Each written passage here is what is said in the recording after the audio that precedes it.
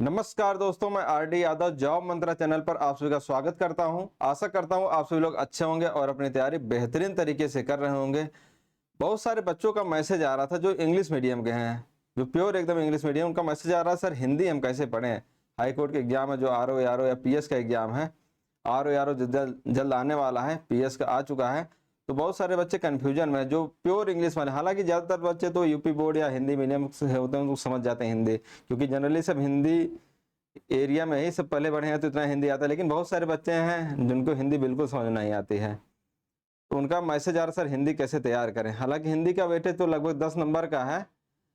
अगर आप थोड़ा सा मेहनत कर लेंगे तो 7-8 नंबर आराम से आ सकते हैं इंग्लिश मीडियम वाले। बाकी हिंदी मीडियम वाले तो 10 में 10 लाएंगे, इसकी तो गारंटी है, क्योंकि बहुत टफ हिंदी आती नहीं, आसान हिंदी आती है हाई कोर्ट में। कोई वहाँ पे साहित्य, लेखक, ये सब नहीं पूछा जाता है।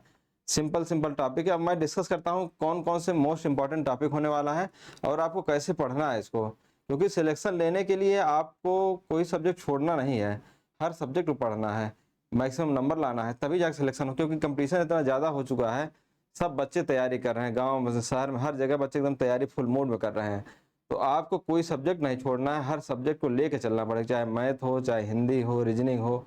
ऐसा नहीं कि आप इंग्लिश मीडियम में सोचें कि इंग्लिश में पूरा नंबर ला दें, हिंदी में ना लाएं।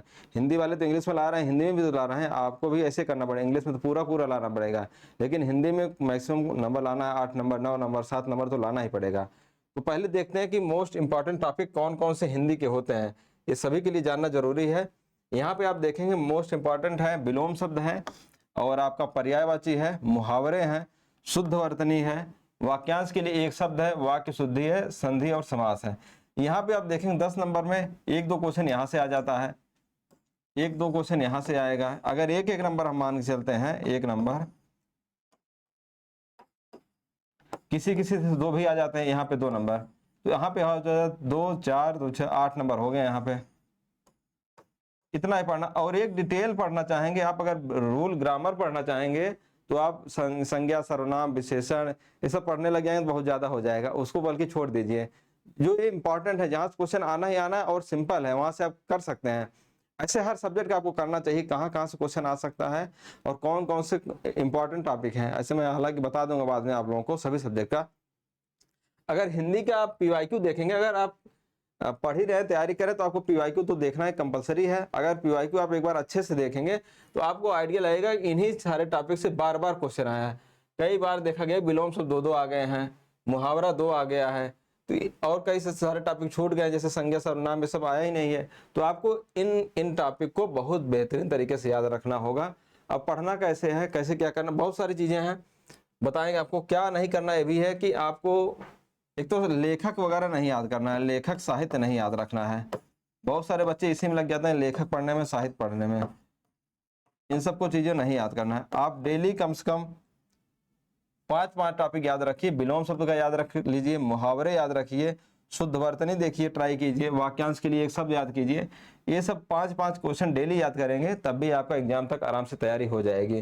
पर्यायवाची याद कर सकते हैं 2 से 3, जो मोस्ट इंपॉर्टेंट पर्यायवाची उसको आप याद रखिए, जो एग्जाम में आया हुआ है। अगर तैयारी करें, जो यूपी ट्रिपल में, यूपी पीएससी में, लेखपाल में, इन सब के जो आया हुआ है हिंदी है, उसको आप एक बार पढ़ लेंगे तब भी आपका कल्याण हो जाएगा। बहुत ज़्यादा डरने घबराने की जरूरत नहीं कि हिंदी को लेकर घबरा जाए, कैसे पढ़ें कैसे नहीं पढ़ें। आप सिंपल पीवाईक्यू पढ़ सकते हैं, और उसके लिए आपको कराया भी गया, जो आपका प्रैक्टिस करवाया गया हिंदी का, उतना आपका जो प्लेलिस्ट बनाया गया, उस प्लेलिस्ट को भी देख लेंगे तब भी आपका काम हो जाएगा। लगभग 15-20 क्लास है, उसको आप देख लेंगे, पूरा थ्योरी पढ़ाया गया है, उसके बाद आपका प्रैक्टिस करवाया गया है। तो आप यूट्यूब पे फ्री है, उसको आप देख लेंगे तब भी वहां से हिंदी काम हो सकता है। अगर आप बुक पढ़ना चाहते हैं तो बुक के लिए लूसेंट बुक पढ़ लेंगे तब भी आपका काम हो जाएगा। लूसेंट पढ़ लीजिए, लूसेंट जो हिंदी की लूसेंट आती है उसको भी पढ़ लेंगे तब भी काम हो जाएगा। अदरवाइज प्लेलिस्ट बना दी गई है, वहाँ फ्री है, उसको भी पढ़ सकते हैं। अब आपको जैसे कुछ कठिन मुहावरे हैं जो कन्फ्यूजन क्रिएट करते हैं, उनको लिखना है।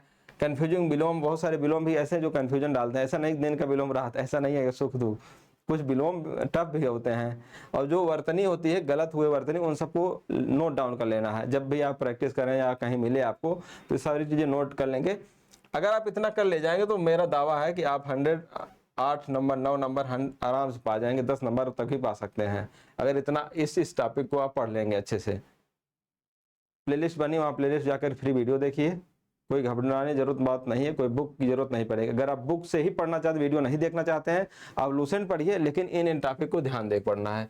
बहुत सारे टॉपिक दिए गए हैं, उन सब टॉपिक को पढ़ने लगेंगे तो आप कंफ्यूजन हो जाएंगे, फिर हिंदी ही पढ़ते रह जाएंगे।